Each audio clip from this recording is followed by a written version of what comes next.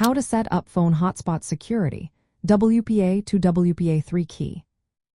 If you want to share your phone's internet safely, setting up hotspot security is essential.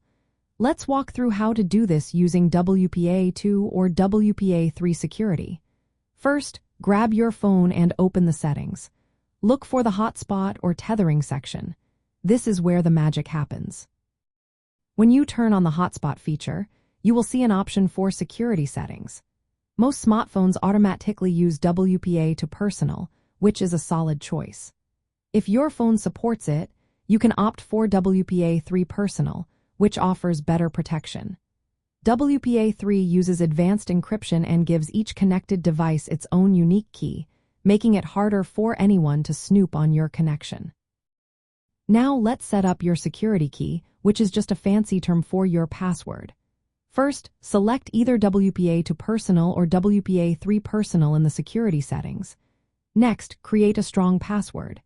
Aim for at least 8 characters, mixing letters, numbers, and symbols.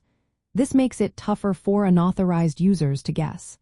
Once you have your password, save or apply the settings. It's important to share this password only with people you trust. If your phone doesn't show an option for WPA3, or if it defaults to WPA2, it could be due to your device's limitations. Some phones are set to WPA2 by default and may not allow changes. If that's the case, check for software updates, as they might unlock more options. Keep in mind that older devices may struggle to connect if your hotspot is set to WPA3 only.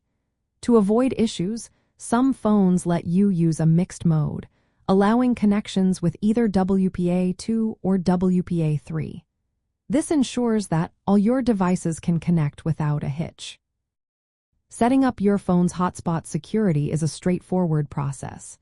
Just enable the hotspot, choose your security mode, create a strong password, and share it wisely. This way, you can enjoy sharing your internet while keeping your data safe and secure.